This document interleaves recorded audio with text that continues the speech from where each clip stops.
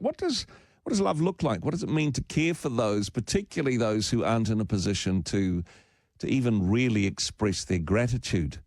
Those who are marginalised by our society. What does that look like? I mean, this is one of the, I suppose, the big questions that we'll be asking ourselves as we head through an election year and make decisions on how we're going to cast our votes.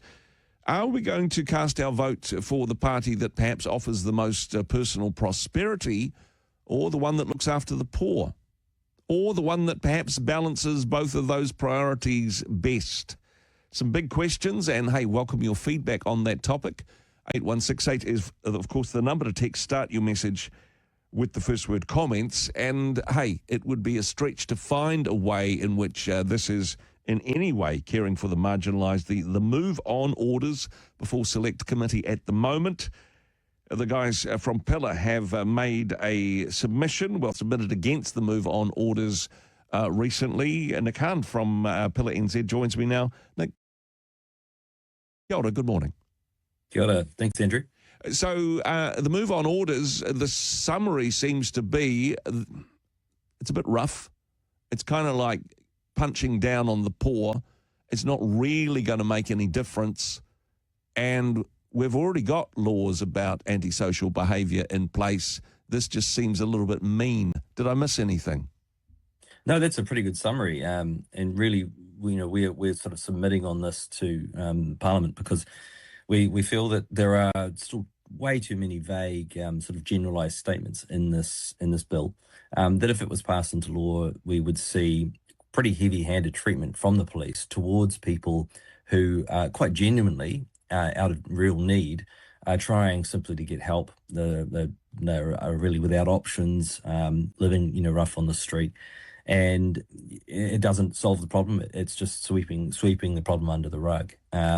We've already seen also the Attorney General in the Section 7 report that just came out, making it pretty clear that there are major concerns here around freedom of speech, freedom of expression, and that a person who's simply asking for help on the street, and maybe they're begging, or maybe they're just making a plea, that they could be moved on. There's also no clear limit as to how far they have to be moved on. So that you could move them on to the next city potentially, or do you just move them on to the next block? It's not dealing with the root problem here, which is a much, much deeper and complex issue. Let's look at it from a human rights point of view, because there's a right to be in public places, but there's also freedom of speech, freedom of expression. A guy standing at traffic lights holding a cardboard sign that people in traffic are perhaps desperately trying to avoid eye contact with the guy. The individual holding the sign has freedom of speech, freedom of expression. Now, maybe he shouldn't be standing in traffic, but we do have other laws to cover those things. I'm not sure there's a human right to protect us about feeling uncomfortable about poor people. No, absolutely. I mean, this should not be about emotional safety or security, as people like to call it.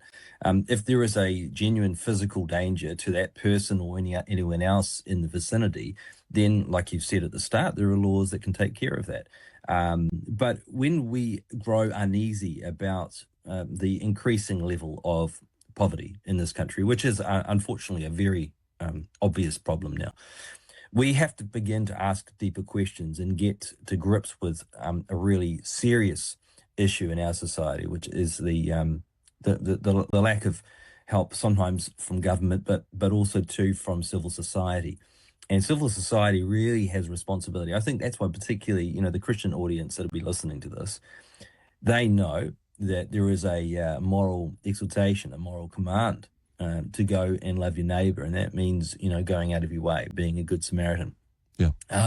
And so I think we've got to get back to basics here. I think a lot of Christians have probably allowed the government to take on the role that many Christian charities took on in the past. And that's not to say that there aren't amazing Christian charities working very hard right now. We think of the Salvation Army and others.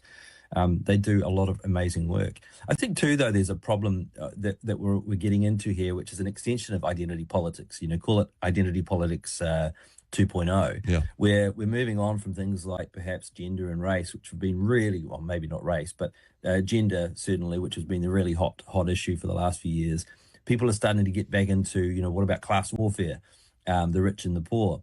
And there's a lot of demonizing going on at both ends of the spectrum. The poor are being kind of demonized, and so are the rich. Yeah. Good example of that would be the Greens tax policy, which is, to be fair, is not exactly a stand-up bit of accounting. They managed to leave out $800 million in IRD expenses, which they had actually credited and put in the just in the wrong column rather than easy the mistake expense column. Yeah. So when you got people advancing policies like that, you realize that there's a lot more emotion driving this type of thinking than there is actual societal benefit. Yeah.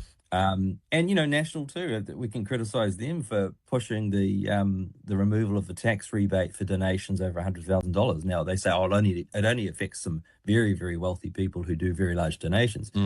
But this has an impact. What it says is government should be trusted to sort out all of our problems. Yeah. And civil society just doesn't need to worry about it.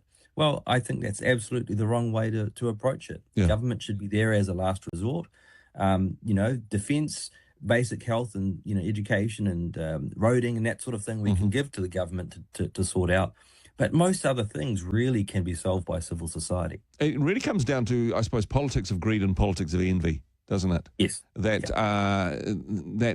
people who have large amounts of money, people like Elon Musk, terrible person he must be because he's got more money than me, or people who have less wanting more, or people who have more wanting more. I suppose those, and neither of those are talked about in the Bible in positive terms.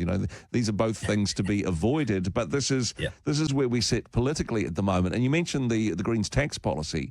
I mean, that's an interesting one because for most New Zealanders, I mean, the wealth tax, that only applies to people who earn $160,000 a year or more. For most New Zealanders, they could go, those people are wealthier than me. Yeah, tax them hard. Because we have this dichotomy where we don't see ourselves as very rich or very poor. But certainly on a global scale, we're doing better than 90% of the world. Yeah, sure. At the same time, your example of $160,000 per household in terms of income tax, that could be two teachers. A couple who are both working in the secondary education sector, and they've got a couple of kids they've got to raise, and maybe they live in Auckland or Wellington. We need teachers like everyone else, and yet expenses, the cost of living is sky high. So I think sure, the Greens say, well, you've got to draw the line somewhere, but I mean that's really punitive, and I think a lot of people are going to look at this and say, surely there must be a better way than taxing ourselves out of the problems we're facing right now. Yes, there's absolutely a role and a necessity for tax in the modern economy, but we have to generate wealth, and that means we need more innovation, and we need ultimately people in the charitable sector, which means every Kiwi really who has a big heart getting involved. And I think if we can drive that as a civil society, then we will be in a much better position than if we just keep saying, well, Wellington will sort it out. Well, yeah, how's it going? But anyway, I mean, you're talking about, I suppose, compassion as a motivator here, and I know this is the heart behind your submission on the move on orders. But if compassion is, hey, the government should do something about the poor people, then honestly, you're just being generous with somebody else's money, especially when the government should tax the rich people to help the poor people. But I'm one of these squeezed middle people. Leave my stack alone, thanks, right?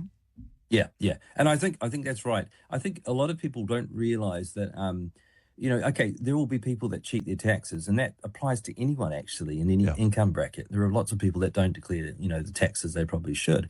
So maybe what we need to do is better resource the IRD, and probably also clarify a lot of our tax code, because there's a lot of grey area or loopholes in our tax system that could do with reform.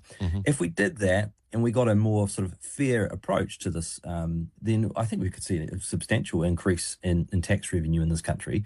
But look, overall, I think the attitude that we need to take is not let's lionize or demonize the rich or the poor. Treat each person on their individual kind of situation and merits, and understand that we all have a personal responsibility, a moral responsibility to do the best we can with what we have. And look, ultimately, if we love our neighbour, we're going to be looking out for them. We're going to be thinking about how we can help them. But when that's always compelled, it doesn't create a spirit of generosity. It Yeah. creates a spirit of grievance.